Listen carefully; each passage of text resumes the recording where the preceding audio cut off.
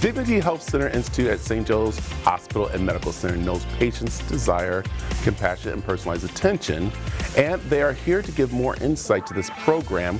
And it's called a sexual healing program. And I think people have to understand we're going to be talking about a topic that is very important to cancer patients, but make people feel uncomfortable.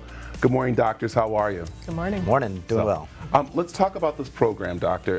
And let me have you guys pronounce your names, because again, we were sitting here doing this. So it's Dr. Kalingo and Dr. Afwape. So how are you two doing? All right, good. We got those, and I said I was going to ask you over and over. But and you know, I like that we're sitting here relaxed in this type of atmosphere to talk about this, because it is a serious topic that cancer patients go through, and it's a program that you guys know that's important to cancer patients and to their mate.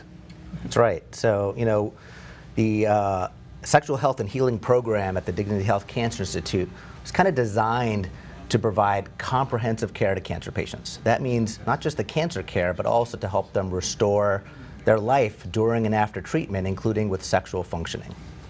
So let's talk about the program a little bit, because we discuss about women's intimacy and how that plays a factor into them healing themselves through their cancer treatment and everything, doctor. And so let's talk about that, because it can be very tough for women to talk about it to somebody, and even a doctor. Yeah, exactly. So there are millions of cancer survivors in the United States today, and cancer is being diagnosed earlier and prognoses are extending. So it needs to be a priority to help patients to restore some form of normalcy and quality of life after their treatment.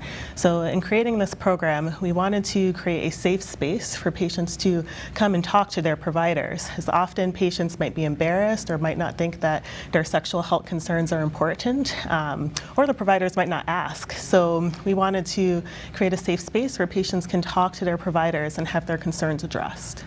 And doctor, let's ask, how does this program work? Because it's just for the cancer patient, but do they bring their partner with them, or is it more for them to sit down and they have the tools to go home and talk with their partner? So we can see either. So, you know, we really recommend patients to discuss with us what's important with them. And if they want to bring their providers with them or their partners with them, then that's recommended as well. So the whole spectrum of cancer treatment goes all the way from kind of therapy, which often deals with intimate relationships. So that's where the partners really play a big role. And then there's some personalized treatments more towards the actual sexual dysfunction that sometimes the patients feel more comfortable just talking about with themselves, with us. So let's talk about some of those treatments, some of those talks that you guys go through with them. Is there a few that we can just let people know about that they feel comfortable doing?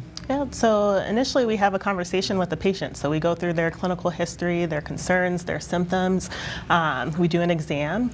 We try to take a multidisciplinary approach, so we incorporate pelvic floor physical therapy when needed.